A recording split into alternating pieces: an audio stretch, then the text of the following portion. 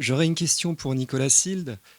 Tout à l'heure, dans ton intervention, tu disais qu'il était possible, via un raisonnement de droit naturel, de remettre un peu d'objectivité dans le droit administratif pour ne pas le céder entièrement, disons, au subjectivisme. Euh, Là où je suis un peu inquiet malgré tout, c'est que j'ai peur, on faisait tout à l'heure la distinction entre le droit naturel ancien et le droit naturel moderne, j'ai peur que ce soit aujourd'hui le droit naturel moderne qui soit assez virulent en droit administratif via l'influence de la jurisprudence de la Cour européenne des droits de l'homme. Et si arrêt en équité il doit y avoir en droit administratif récemment, c'est l'arrêt González-Gómez où une jeune femme avait réussi à obtenir l'accès aux gamètes de son conjoint décédé, alors que normalement la loi le lui interdisait. Droit naturel, je veux bien, mais j'ai peur que ce ne soit pas le droit naturel auquel tu songes qui soit le plus virulent aujourd'hui en droit administratif. Merci Tristan pour cette question. J'espérais que personne ne me pose cette question sur cet arrêt González-Gómez dans lequel le juge aurait effectivement statué en équité. On l'a beaucoup accusé de le faire. Effectivement, là, ce serait un contre-exemple finalement du maniement de l'équité dans un sens qui nous arrange un peu moins, j'ai envie de dire. Alors, je n'ai pas suffisamment étudié cet arrêt pour vraiment voir s'il s'agit stricto sensu d'un raisonnement en équité. J'en suis pas tout à fait certain.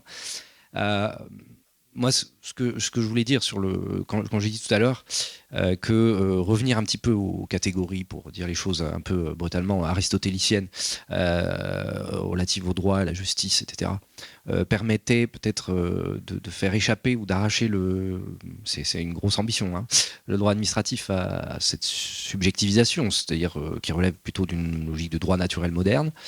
Je pensais par exemple à une chose, c'est ce qu'on évoque souvent et qui plaît beaucoup aux étudiants quand on parle du droit administratif, c'est surtout la police administrative. On parle toujours du contrôle qu'exerce le juge sur une mesure d'interdiction, etc., etc. Et en fait, il me semble que ce qui pose problème et qui est à mon avis insatisfaisant, c'est que tout se pose de la façon suivante. On a d'un côté, en gros, la mesure qui interdit tel ou tel comportement, et de l'autre, c'est ce qu'il y a dans la balance du juge en gros, hein, et de l'autre, l'ordre public et le respect des droits d'autrui. Et entre les deux, on place tout l'office du juge consiste à placer le curseur. Et en général, on voit que depuis un certain temps, il le déplace de plus en plus vers l'ordre public, hein, me semble-t-il, dans un certain nombre de situations. Mais alors, du coup, on est pris dans un piège, si vous voulez, qui nous empêche de penser les choses autrement. C'est assez binaire comme raisonnement. Moi, ce qui m'intéresse le plus de savoir, c'est est-ce que la mesure ce qui à mon avis, qui relève vraiment du contrôle de proportionnalité, c'est de savoir si la mesure est nécessaire, adaptée, proportionnée, comme on le ressasse en permanence, sans jamais effectuer un vrai contrôle de proportionnalité sérieux, qui consisterait à se demander, mais est-ce bien une mesure raisonnable, rationnelle? Alors je sais que c'est un peu léger de dire les choses comme ça, mais je pense que les 2-3 années que nous venons de traverser nous donnent beaucoup de choses, pourraient nous donner beaucoup à réfléchir sur cette question-là. On a vu beaucoup de choses déraisonnables pendant 2 ou 3 ans. Voilà. Ce sera la dernière, Jean-Pierre Gridel, ancien professeur de droit et magistrat honoraire, donc suffisamment décati, mais on a encore quelques réflexes pour poser une question à sa collègue et amie, Madame Flour. J'ai toujours considéré l'adoption, à propos des filiations construites par le droit. Pour moi, l'adoption, c'est une fiction, mais au sens qu'on donnait chez nous, que donnait Génie, altération délibérée du réel qui produit des résultats utiles. Pour l'adoption, c'est pas sérieusement discutable dès lors qu'on encadre un petit peu. On donne des parents à un enfant qui n'en a pas, etc. Et c'est tout à fait différent, à mon avis, des hypothèses sociétales actuelles où la volonté de la femme seule crée délibérément l'enfant sans père.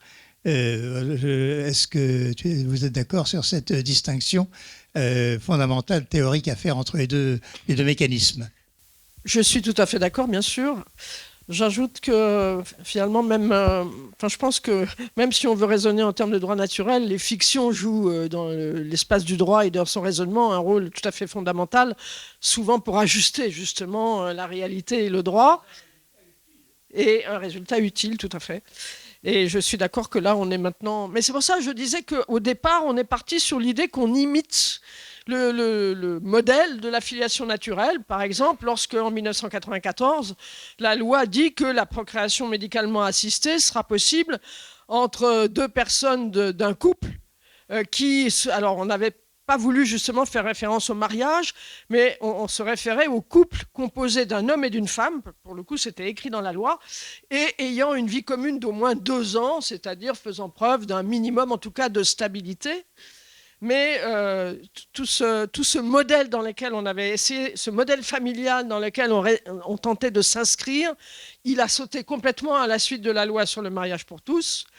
Et maintenant, l'ouverture de la procréation médicalement assistée à toutes les femmes, la reconnaissance progressive, même indirecte, de la GPA, enfin de la gestation pour autrui, montre qu'on s'est abstrait, on s'est libéré de ce modèle. Et c'est pour ça que je disais que la loi aujourd'hui parle de parenté d'intention.